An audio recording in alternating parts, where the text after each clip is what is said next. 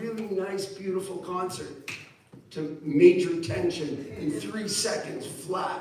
So we're playing, everything's great, and all of a sudden one guy in the back yells out, "What makes you come and play for us?" Everything just went to 100, just in 1 second. So the only way to calm that down is humor. So he said, "What makes you come here and play for us?" I said, "Well, you see, friend, I was on my way to the convent and I made a wrong turn, and here I am." And he said, "Yeah, me too." True story, crazy.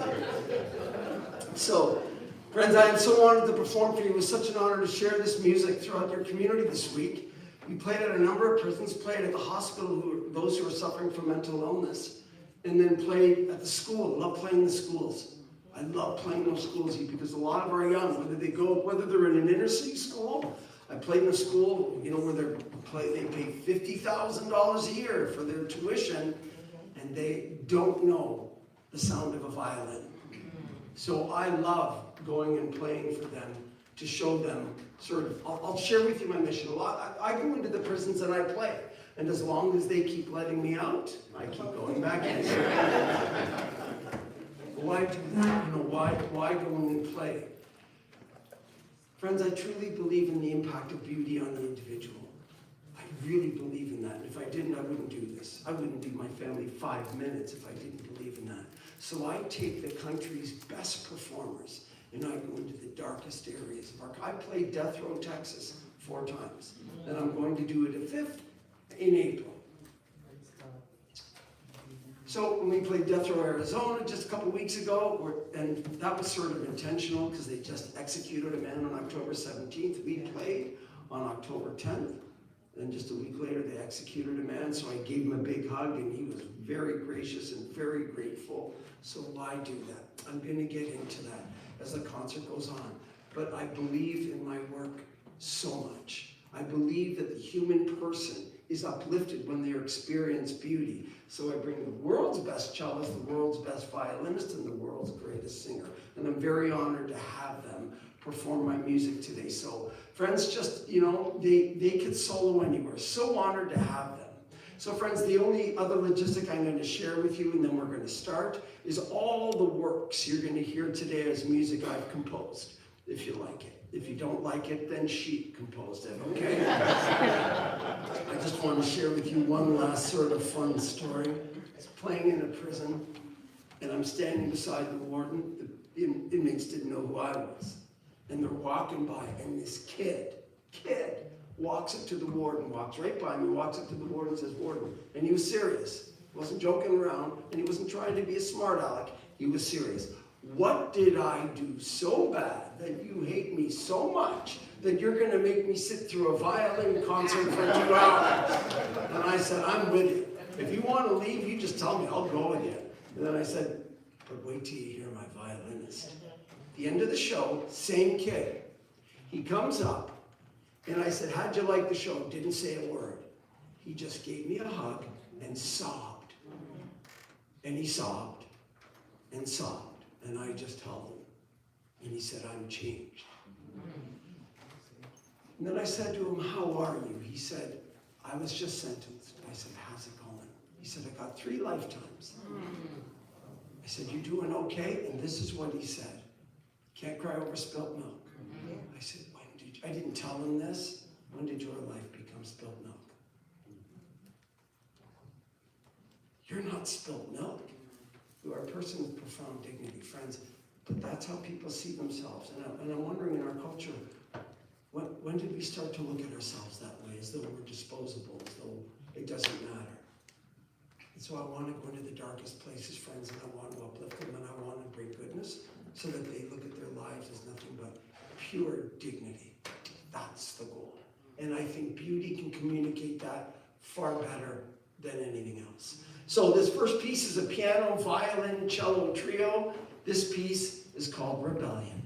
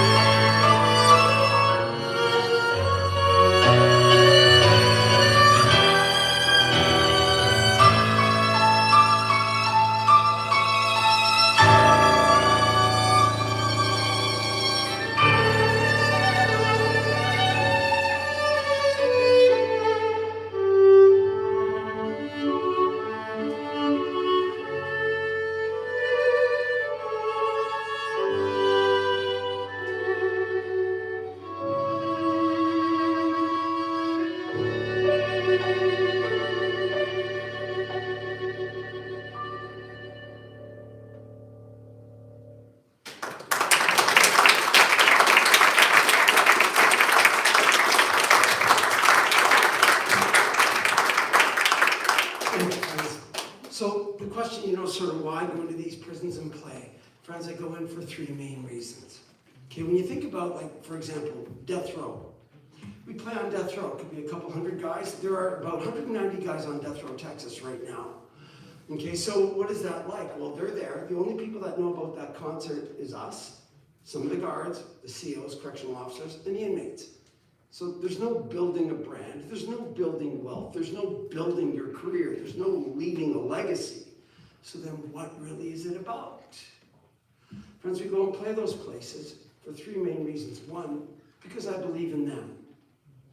You cannot, no matter who you are, no matter what we've done, you cannot give up on those who are most vulnerable. I mean, every sort of religion alive has some version of what you do for those who are most vulnerable, you do for the divine. Why do they say that? Because there's meaning, that's why. There's meaning in that person. I have a beautiful daughter with Down syndrome. She'll never finish a sentence in this life. Never. She'll never do anything cool. She'll never play sports. She'll never do anything. She is one of those people that are easily forgotten. She wants love. She wants attention. Do you know how many people come to my house and say, hey, Anastasia, let's go for coffee? Nobody. Easily forgotten. Inmates, easily forgotten. There are different sects in our world that are easily forgotten. So if I have the ability to go in and enrich their life, I'm going to do it. I'm going to do that. So I believe in them. Second, I believe in the great ability of my phenomenal musicians. I mean, who am I to have such great musicians perform my stuff? And number three, I believe in the impact of music, and that's what I want to address today. So we live in a time where we think, yeah, music, anything goes, So we, whatever you like, and we have sayings that have no meaning, like, oh, beauty's in the eye of the beholder. That just means everything is okay. That has no meaning whatsoever. So the question is, what is it? Well, I'm 59, and music's changed a lot in my lifetime. When I was a kid and you wanted to hear music, first of all, you had to save your $20, then get to the record store and buy that thing, which was tough, because you had to convince your father who drove home in traffic to get right back into traffic and to drive you to the record store to buy that album of music that he did not want to hear. By the way, I don't mean to be insensitive. For those of you under 30, especially in the front row, a record store is a building, and you don't want to for that. Okay, so. And then if you got that far, friends, you took that album, you put it on your table, and you sat in that room, and you listened to the music. We didn't walk around with this. We didn't have this. And now, your kids, your grandkids, my kids and my grandkids have the World Library of Music at their fingertips. Friends, this is the first time in history we've ever had that. Do you realize that? Our young can listen to whatever they want in any environment they want. And you know who decides that? The gods of the music world decide what your kids are going to like. And if you ever think there's an agenda, go ahead and look at the Super Bowl over the last 13 years. I was just trying to think, when was it the year that they had that great violinist play at the Super Bowl? Don't think too hard, because it never happened. So is there an agenda? Well, yes, the agenda is money. Do you think they care about filling your child's life with beauty and to be uplifted? And my thought is, I think every priest, every rabbi, every minister should go and take those lyrics from last year's sermon, or from last year's Super Bowl, and read them for a sermon. And if you say, oh, no, that's not appropriate. If it's not appropriate on your pulpit, why is it appropriate for my kid to watch it at a halftime show? So the question is, does it have influence or does it not? Well, that's a question of the impact of music, and that's really the heart of what we get at. And we think, it's just music. Well, last year, because our young do little else more than they listen to music. It's behind every video game they play. It's behind every movie they watch. It's behind every series they binge. And we don't even ask, is that good? Last year, the most listened to, the most awarded, the most celebrated piece of music was so vulgar, I won't even repeat the title. And yet when I go into play schools, and I try to play as much as possible, because I think your kids and grandkids are better off hearing this amazing violinist and hearing this amazing cellist and our amazing singer. So I go and I try to expose them to that. And I had 2 third-grade girls, third-grade babies, come up and say, can I help you tear down? I said, you bet, ladies, if you tell me the name of that song. Now, I'll never mention the title, but they did. They had it out of their mouth before I even had the question out of my mouth. And then they joined hands and started singing it. Do you, in full vulgarity, right there, right at me, do you know why they know the words to those songs? It's because they've heard it over and over and over. That's not funny. That's called formation. those little babies are learning to look at themselves through the eyes of those lyrics. They're learning to look at themselves and how the world looks at them through the videos associated with that song, and those songs like them. And so, I swear to God, if you give a little girl a steady diet of that negative sort of vulgarity, they will grow up thinking that they are worth being looked at only with the vulgarity that they read in those lyrics. You give a kid a steady diet of pessimism, where nothing's good, nothing's worthwhile, nobody can be trusted, I'll never amount to anything, which our music is full of now. You give them a steady diet of that, they will grow up looking at life as though nothing is worthwhile, not even them. You give a kid a steady diet of violence, where they say that the average 16-year-old has already killed over 18,000 people through the video games. And you know what they do at the end of the game? They just press reset and do it again. You give them a steady diet of that, they will grow up thinking that their life and their dignity and their respect is only achieved through who they can conquer and who they can intimidate. I see it all the time in all the prisons I play. Who's the top dog in all this language? Which, what a low way to look at life. Well, why are we surprised when that's been such a big part of their life? You give a kid a steady diet of beauty, and they look at life through the eyes of hope. Friends, and that's what I'm trying to do. I'm not the first to speak of that. The greatest minds in history have commented on it. Confucius once said, if you want to know the morality of a nation, let me hear the music. Period. He didn't say, let me talk to the smart people. He said, let me hear the music. Plato, we base a lot of our civilization on the philosophies of Plato. Said, if you want to govern a nation, you don't need the laws, you need the music. He said, music is a moral law.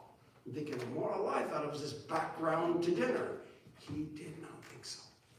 Music is a moral law. He said, it gives soul to the universe, wings to the mind, and flight to the imagination, a charm and a gaiety to life and to everything. Isn't that amazing? I agree with him. You know how much I agree with him? I'm here. Friends, I leave my family. I don't come here to entertain those guys in the prisons. I come here because I want to uplift their humanity. And I truly believe that beauty does so, and that music does so. That's 100% lying here. When I stop believing that, I'm going to do something else. It's a lot easier. But of all those definitions, my favorite, I was playing to a room of 300 kids, all 15 years old, all tried and convicted as young adults. They were all going away for 30 plus years. 15 years old. What does a 15-year-old know about 30 years? Impossible. The leader in the room was right here at the front. At the end of the show, that boy stood up.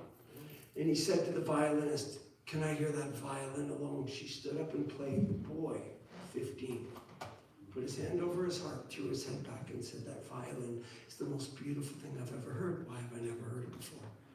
That's a great question. He grew up in America. That boy was born and raised and went to school here. We had him in a classroom 8 hours a day, and he didn't know what a violin was. That boy knew everything about rap and hip-hop and heavy metal, screamo metal, punk rock, acid rock, alternative rock, grunge rock, country. He knew it all. And there's validity to some of those styles, and certainly some brilliance to some of them. But the reality is he was uplifted through the violin. He should have been bathing in the violin. So friends, when I'm on my deathbed, who's going to care about my brand and my legacy? But I sure am going to care about that kid. So friends, that's why we go into the prisons and we play. So I want to entertain you tonight, but far more than that, I want to write music that brings hope and joy and inspiration. Okay. Friends, this next piece is a vocal piece. It's a vocal and a violin duo. The main themes are passed between our singer and our violinist, but there's a lot of great counter melodies in the cello. So a fun way to listen to this is isolate each of the soloists throughout the piece. This piece, friends, is called Promise.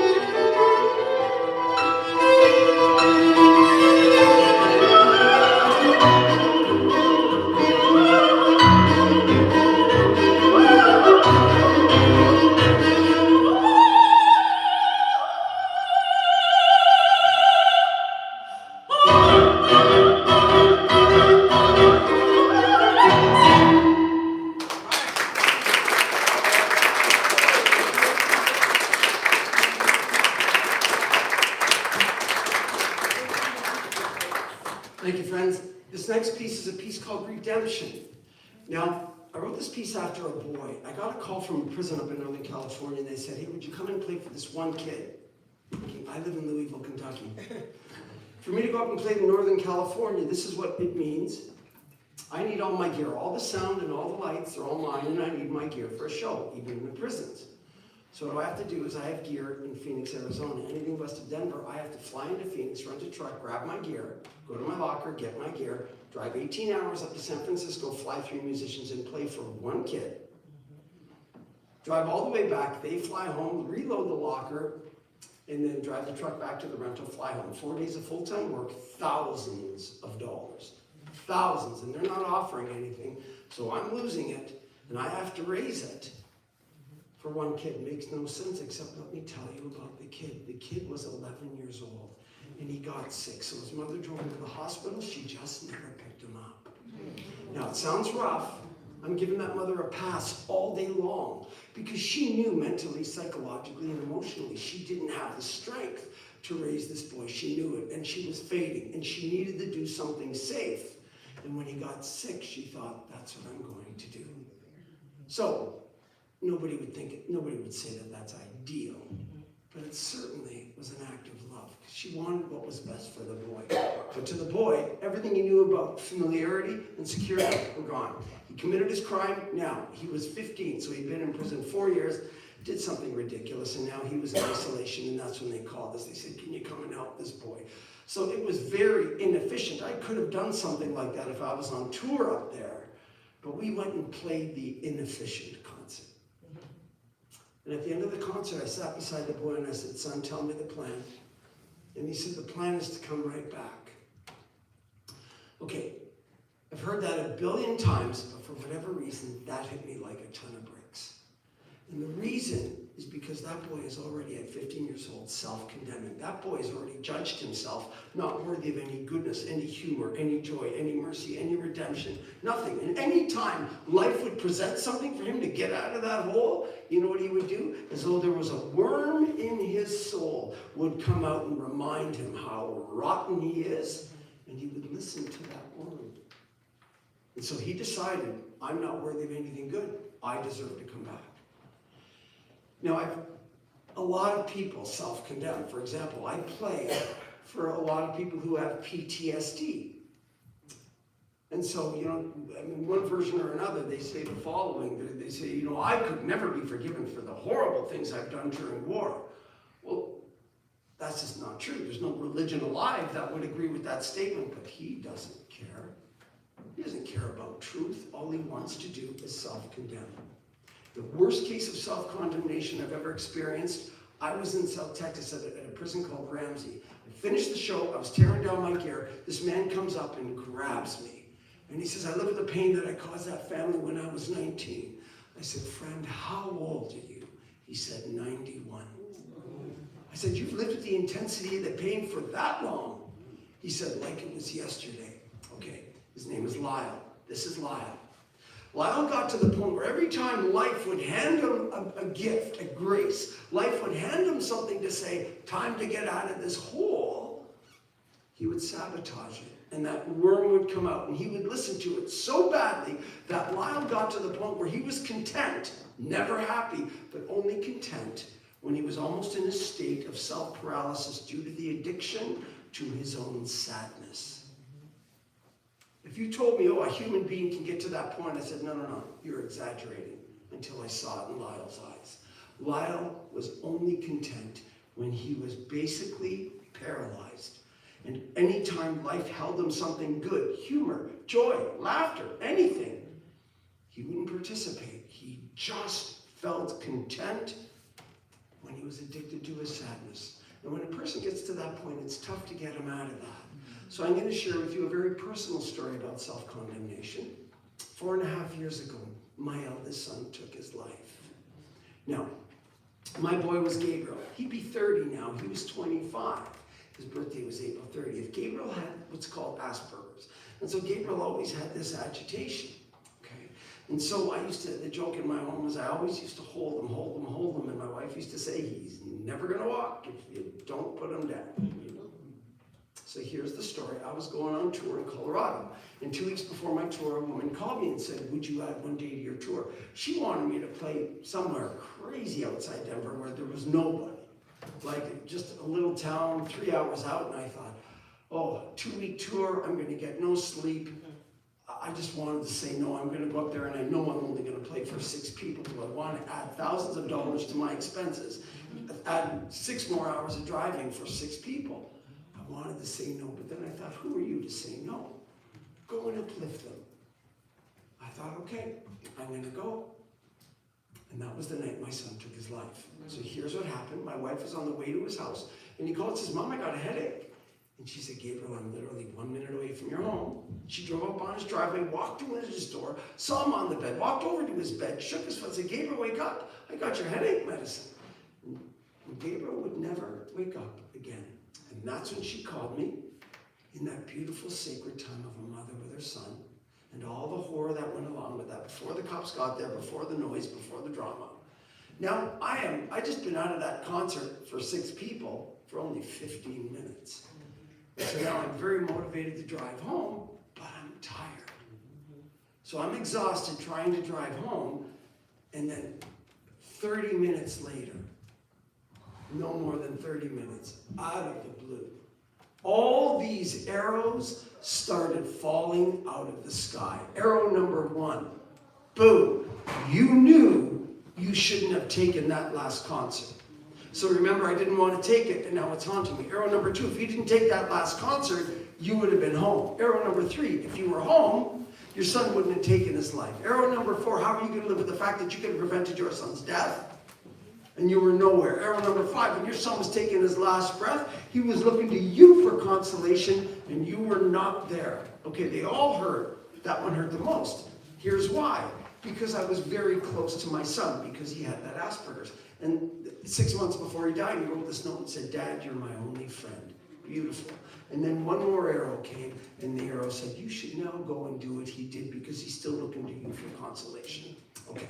You got to picture this. I'm in the middle of nowhere. There's no street lights. The roads are narrow because I'm in the middle of nowhere, Colorado, and I'm driving and I'm very emotional. If I drive off the road, that just won't be good. So I pulled over at the first opportunity and I started doing a deep dive into every one of those arrows. And you know what those arrows were? Every one of them? They were all lies. They were all lies. They were 95% truth and 5% lies. And do you know why lies come to your mind and my mind and my friends who are incarcerated? They plague their minds, and my friend Lyle, they come to our mind. They don't come to your mind so that you'll grow, so that you reflect, so that you'll be a better person. Those are all good things, but that's not why lies come to our mind.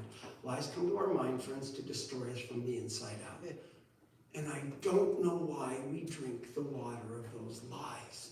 It's like the pretty girl that looks in the mirror and all she does is pick herself apart. Why do we do that? She sees everything wrong with her. Why do we behave that way? But we do. We just sort of sit there and we pick ourselves apart. And if I drank the water of those lies, I can go in that corner over there and I can basically self-paralyze from all the pain, all the loss, all the hurt, all the fatigue, all the confusion, and all the guilt that was converging all at once. And here's the interesting thing. For the first time in my life, I thought, that doesn't sound so bad. Self-destruction actually had an appeal to it.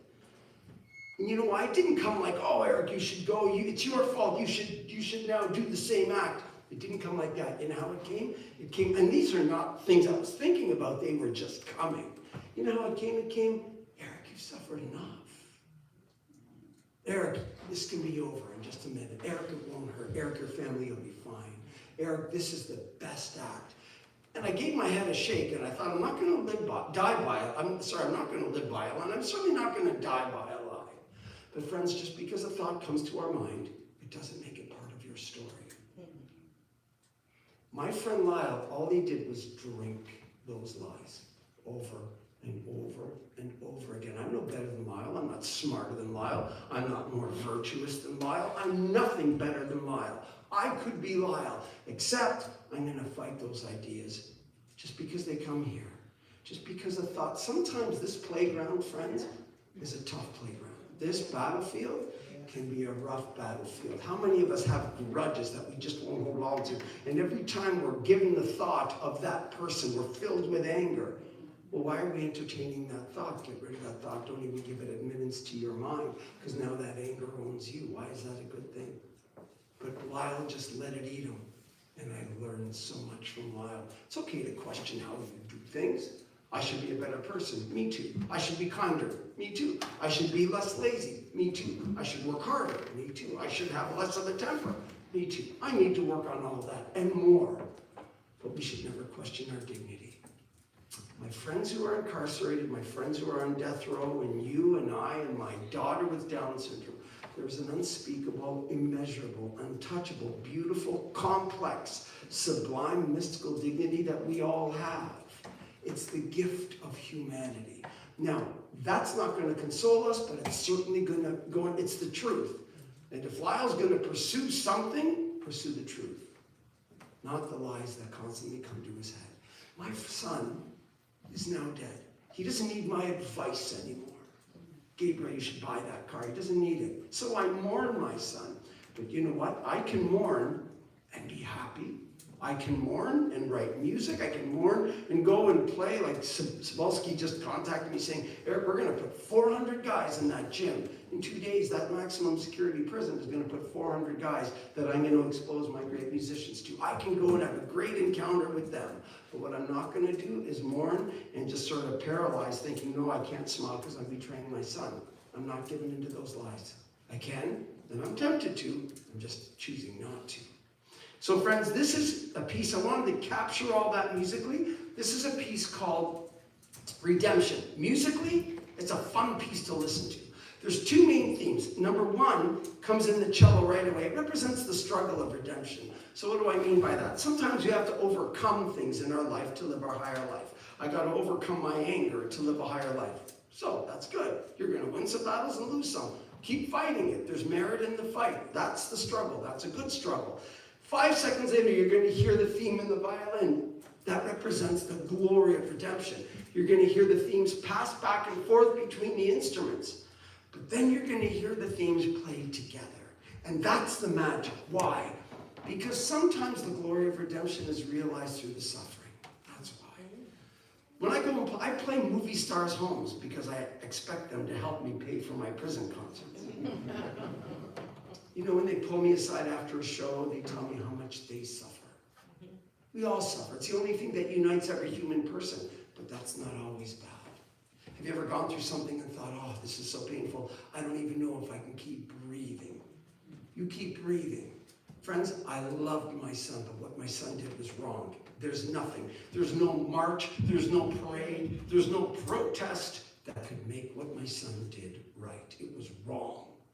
No, I loved my son and I understood his pain, but it was a wrong act. So you keep breathing, and then when you come out the other side, you realize, boy, that was tough, but I learned so much through that suffering. I learned so much about life, about love, about commitment, about family, that only the intensity of suffering can teach. Sometimes suffering is that brutal, ruthless, relentless, merciless, but honest teacher. So friends, this piece is redemption. Listen for the two themes. It makes it so much more fun to listen to the piece. Here we go.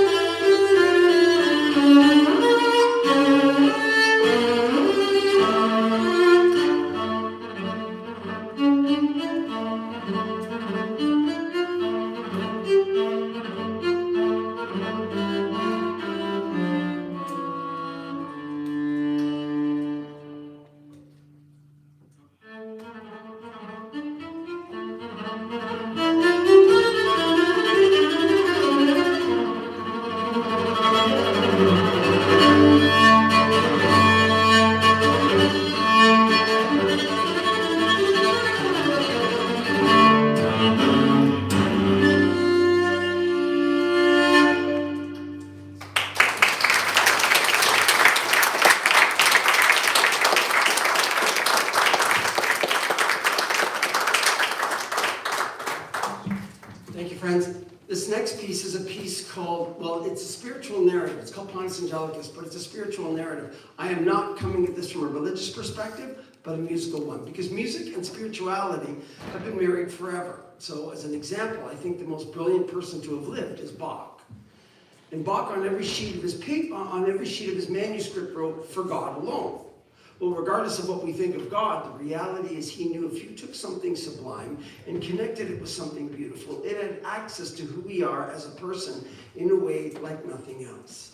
So I think one of the best ways to talk about this is to sort of look at them individually.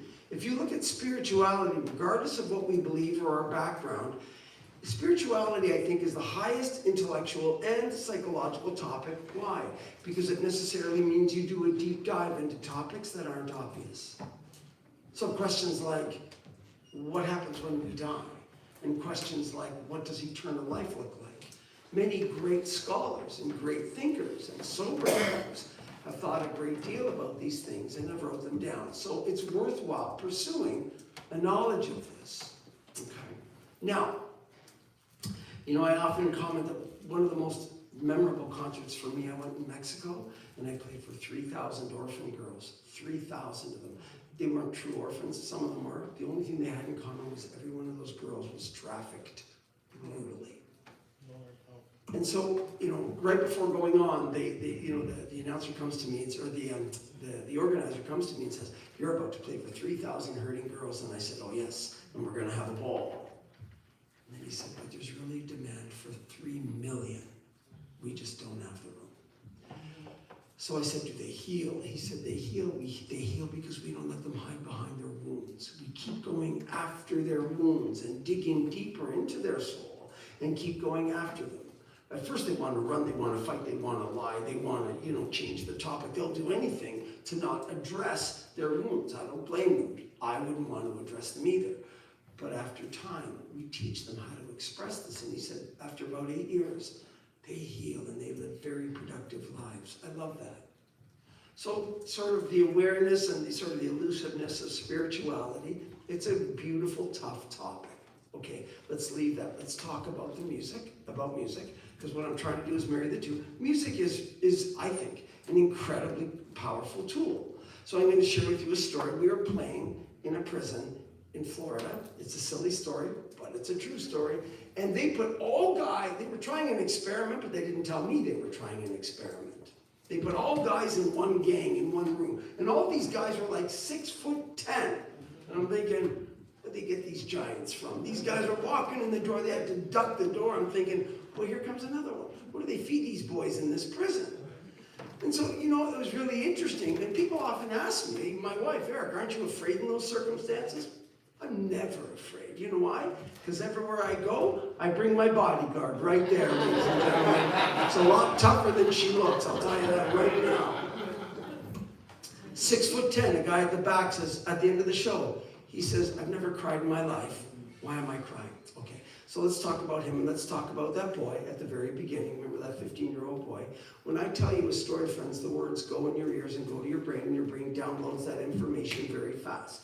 And before you even realize you're hearing it, you're forming judgments. That's called involuntary thinking.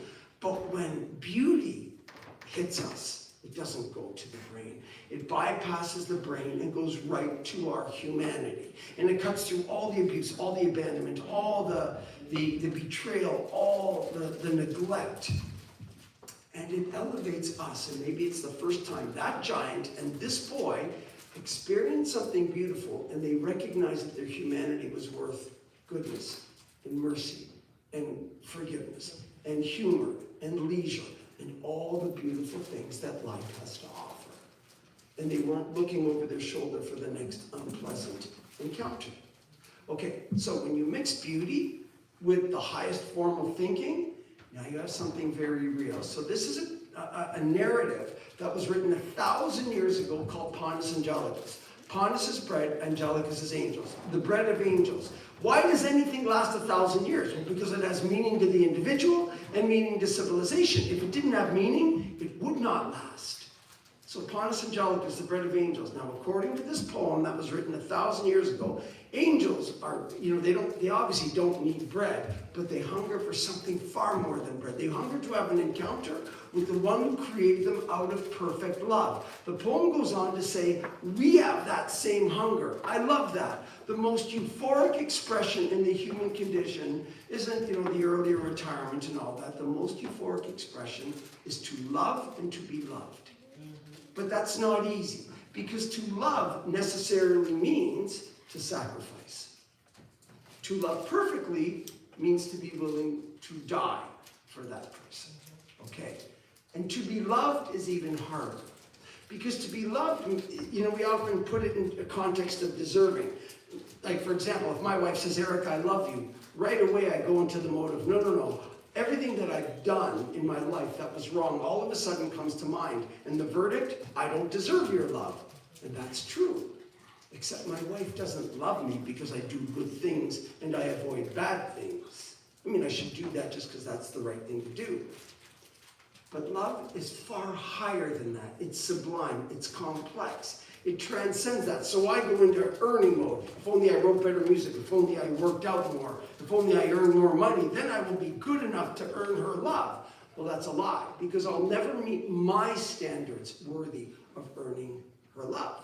Not her standards. I'll never meet my own. And so, friends, true love is a gift. Take the gift. Here's what's interesting. Do you know how many people I meet that are incarcerated that feel as though they are never worthy of love? And I tell them, you always have been, you are, and you always will be worthy of love. Not because you're so great, my beautiful daughter will never finish a sentence, is worthy of love. It's a gift of the human condition. Take the gift. So friends, the author wanted to get all this. So what did he do? He wrote a poem. He didn't write an essay. He wrote a poem. Why a poem? Because the words to the poem stimulate the human intellect. And the beauty of the poetry stimulate the very essence, that which animates us. And that combination of a stimulation of the intellect and a stimulation of the very person gives a true experience of what it means on a sublime level of Panis Angelicus, the bread of angels. So these words are written 1,000 years ago, and the music I finished just a few years ago. Here we go.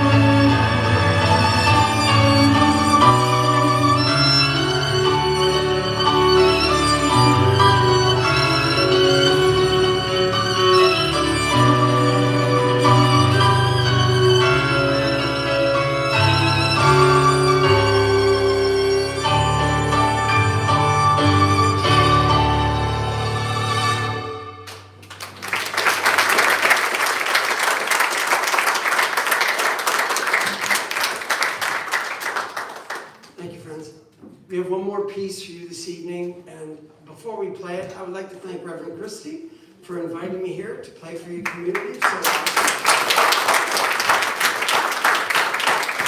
And I would also like to thank my three extraordinary musicians, our wonderful cellist. The wonderful cellist today is Ming Yao Zhao. And our wonderful violinist is Shreya Sachdi.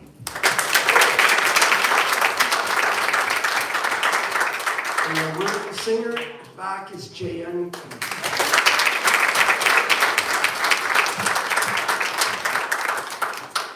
Before you give our encore piece, I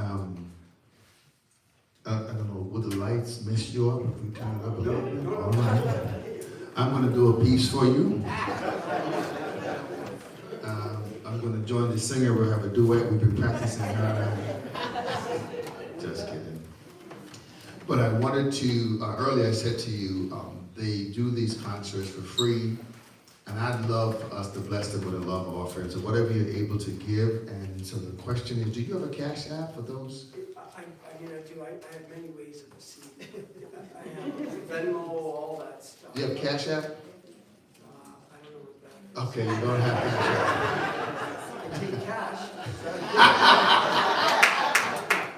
Well, I have, anybody here who wants to give cash app? So if there's no cash app, then I won't give that out.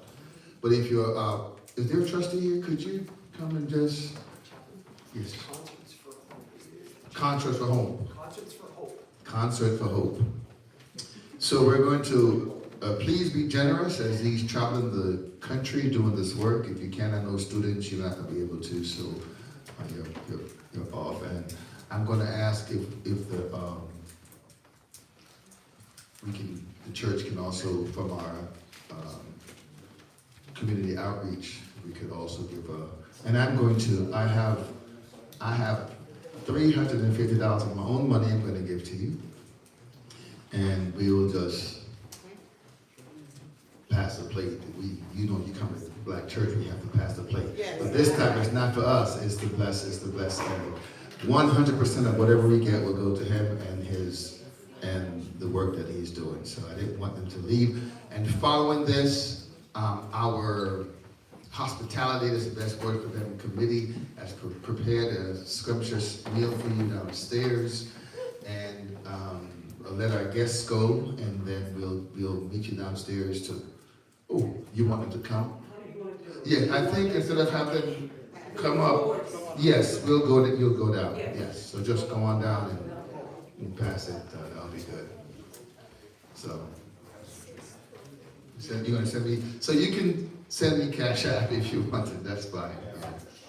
You're gonna send me cash app as well, that's fine. Just when you do it, put concert in the note so I can, so I won't spend it, right? I won't think it's my money, so I'll have some clarity.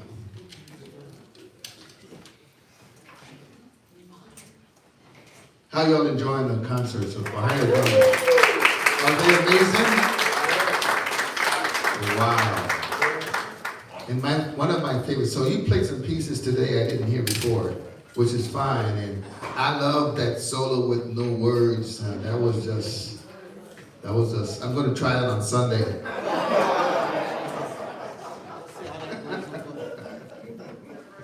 As a matter of fact, my whole sermon's going to be like that. Just making sounds. Y'all got to figure it out.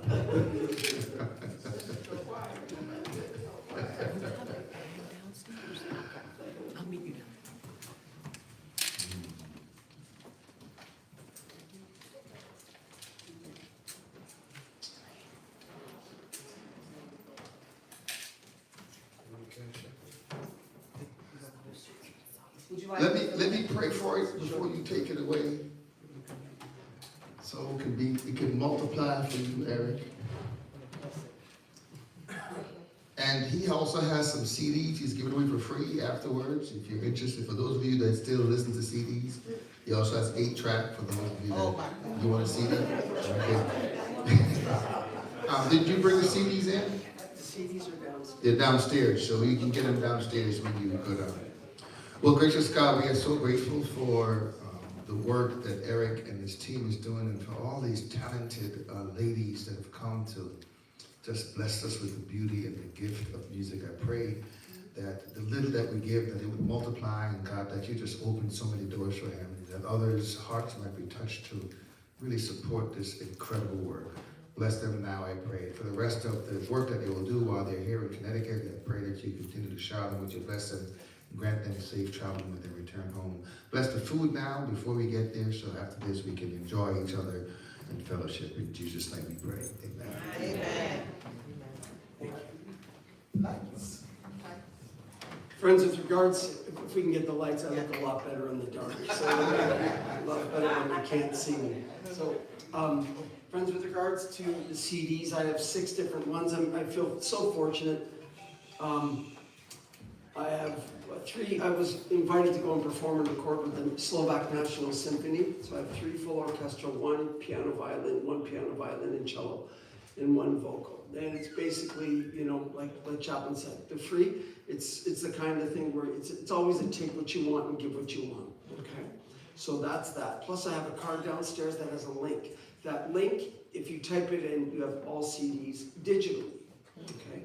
And the last thing is, I am on Spotify and YouTube. I don't know how to use those things, but I'm on them. So if you stream music, that's it. Okay.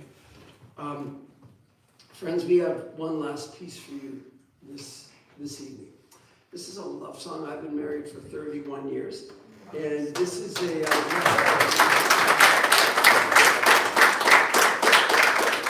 And this is a love song. My wife and I have this beautiful daughter. Okay, so my daughter has Down syndrome, and she will always live with us. So, you know, the joke in my home is that when we're empty nesters, the 3 of us are going to have a ball. And my daughter, I just wanted to talk a little bit about her. This is a love song to her. And I just want to share a little bit about her because she is one of those people in this world that are easily forgotten. So as I pointed out earlier, my daughter will never be on the front cover of Vogue. She'll never do anything cool. But here's a great story. We go in as a family and we play in nursing homes. Now, I choose nursing homes for my family because when I go and play with my family, we don't sound like this. I mean, my sons like to play, but they don't love it. So they practice 5 minutes a year, and it sounds like it. So we go in and we play. Okay, why do I choose nursing homes? Because they're deaf. Yeah. That's why. They can't hear a thing we're doing. So we played one time, and then we went through the hospital to get to the car. And there was a woman that brought a chair out and put it down and sat in that chair and wept. And my beautiful daughter walked right up to that woman and embraced her, which is tough because my daughter has no muscle tone. Many Down syndrome children, they don't have muscle tone. So she walks heavy, awkward, doesn't have the muscle tone to control her walking. Her tongue hangs out of her mouth because she doesn't have the muscle tone to keep her tongue in her mouth. Walked up to this woman, crawled in her lap, put her arms around the woman's neck, put her forehead to the woman's forehead and wept just as hard as the woman. Now I love that. I love that, friends. My daughter didn't know who this woman was, didn't know her background, didn't know if she was rich or poor, famous or not, educated or not, knew nothing. All she did was show perfect human compassion. And it was perfect for 4 reasons. Reason number 1, because my daughter didn't jump in her lap and say, ma'am, let me explain to you how tough it is to have Down syndrome. I'll always live off my parents. I'll never play sports. She didn't get into that. She wept only for the woman. The second reason why it was perfect was because she showed exactly what you and I were meant to be to each other, except you and I were too guarded. We're too sophisticated to show that kind of vulnerability. The third reason it was perfect was because my daughter didn't sit there with her hands in her pockets and say, are my friends going to think this is cool? You and I suffer from the sickness of worrying about what our friends think, almost to the point where can we even make a decision without considering what our friends think? My daughter has no clue what her friends think. She just did the right, loving thing. And the fourth reason was because my daughter saw a problem and she did something about the problem. What do? We sit back and we spitball the problem. Why doesn't someone do something for that woman? Why doesn't someone do something about all the crime? Why doesn't someone do something about the education system? And I think you want to do something about the education system, go find someone who can't read. And maybe they can't read because they have dyslexia, or they have a learning disability, or they were never taught. Sit down with them and help them. There, we've done something about the education system. So it was perfect human compassion. I walked past the woman because I thought, with regards to the woman, I thought if I hug this woman, it'll be awkward for her and other people. So I didn't. I let my perception of everybody else's impression of me stop me from doing the greater human good. Didn't stop my daughter. So friends, who is disabled? Me or my daughter? I walked by the woman and I thought, I think I'll take my kids to ice cream. That's what I was thinking. You know what I was feeling for the woman? Nothing. And all I could think about was, when did I die? When did I die? When did I think it was okay to walk by somebody so broken and offer nothing? When I play in these movie stars' homes, you know what's interesting about playing in their homes? Everybody in the audience wants an encounter with the movie star. You know why? Because the movie stars and the celebrities, they're easy to love. They're easy to love. It's that good-looking girl, the good-looking guy. It's the guy with the perfect body because he's an athlete. It's the person who lights up the room with all of their humor and all of their charisma. It's the guy who's the #1 on the New York Times bestseller list. They're easy to love. And then there's a whole group of people that are tough to love, like my daughter. Tough to love. Do you want to love my daughter? Come to my house. Then you do two things. You'll have a tea party, because she can do that. And you'll color, because she can do that. And then you'll think, oh, well, I should talk to her. And then you will, but she won't talk back, because she can't talk. And then after 5 minutes, you'll be bored.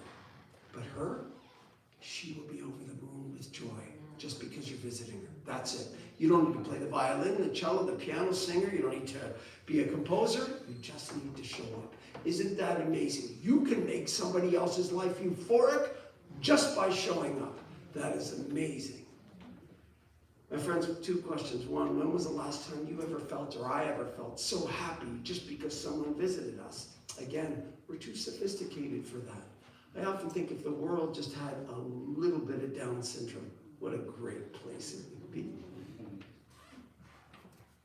Friends, charity is always the right thing. Always the right thing. Always. My daughter has owned that. My daughter identifies with that. I'm still learning. Please don't think I speak like this because I have all these great things down. I don't. Just because I can hold the microphone doesn't mean I don't struggle with these things. I struggle with everything I spoke of tonight. But charity is always the right thing, but we all have our version of charity, right? But personally, I think charity only exists in the realm of difficulty. I think charity is tough. We think charity is opening the door for the older person that doesn't have that ability. There's an element of charity. Real charity hurts. I'll give you an example. When I go into those prisons, I challenge those guys. Recently, when I go play Death Row Texas, when I started playing Death Row, they assigned one guy to carry all my bags. Okay? Big, strong guy, which is good because those hallways are narrow and I'm not strong. And so he was carrying all my gear. I loved it. We stayed friends, and now he's out. And he told me, and when I go to Texas, I'll sleep in his home. He's been out for a year and a bit. And he says, Eric, when I was in prison, I got into 600 fights. And I said, oh, I suppose, now this is of course over the phone because I was getting a little testy with him. He's much bigger than I am. I would never say this to his face. I said, I suppose you think that makes you tough. I said, you want tough? You found 600 guys that are weaker than you and you beat them up. What's so tough about that? You want tough? Go and find the guy in the prison that you like the least. Go and find the guy that rubs you the wrong way, the guy that nobody likes, the guy that's always weird, and go and make him your best friend. And if he likes to read, you buy him a book. And if he needs toiletries, you buy it out of your money. And when you're with him, if he wants to be weird, let him be weird, and you just go along with it. I'm not doing that. He's weird. Yes, he's weird because he suffers from things that you are blessed not to suffer from. Go and befriend the guy that you like the least. He said, I can't do that. Of course he can't do that. He can beat up 600 guys, but you know why he can't do that? Because he's not tough enough. That's why he can't do that. Because it necessarily means that you go in and you kill something in you to find something higher in that other person. I have 3 heroes. I'm going to comment on one of them. One of them was Mother Teresa. Here's why. She would go and she would pick people up who were dying. She didn't care about their background. She didn't care what religion they were. She didn't care how educated, how good looking. She picked them up and she held them very tenderly. And they were deformed and they would have maggots. And many Americans were excited about that. Said, Mother, I'm going to come and help you. She would say, good, come. You know what the average time they lasted? 10 minutes. Because they thought, I can't, this is grotesque. Yes, it's grotesque. And they asked her, how do you do that? She said, if I took my eyes off the fact of this person's dignity, I couldn't do it for 5 minutes. But she killed her desire to embrace beautiful people. She killed something in her to be able to see something greater in them. And I love her for that. And I want that. I think that's just a beautiful attribute to see the dignity in every human person, regardless of where they're from, regardless of what they've done, regardless of where they are, whether they're on death row or whether they're in a palace. So friends, charity. It is always the right thing to do. So you know what I tell the guys in prison? I tell them to call that mother that used to abuse them. Call that father that abandoned them. I'm not calling him. I hate him. Yes, that's a very natural and normal reaction. Call them. I haven't talked to them in 30 years. Call them. It's a tough, tough thing. Charity is not easy, but it's always the greatest thing to do. And you know where music is so beautiful? There are many inmates that will tell me, I haven't talked to my dad hasn't spoken to me in 29 years. I tell them, give me his address. I'll send him a CD on your behalf. And I get many letters. Thank you, I'm talking to my father again. Isn't that beautiful? How disarming music is. They get a piano violin CD in the mail, and that unites the two of them again. I love that. So friends, I wrote this piece. My daughter was born with a bad heart. She was dying from the moment she was born, as many Down syndrome children are. So it was the 5.5 longest hours of my life. At 3 months, my daughter needed surgery, or she was done. And she did live, and she's doing great. She's 21, and when I go and play in the prisons where I live, she comes in with me, and she sings this song. Now, she doesn't sound very good, but she sounds awesome, and they love her. This piece, friends, is a love song from me to my daughter. This is called Here I Am.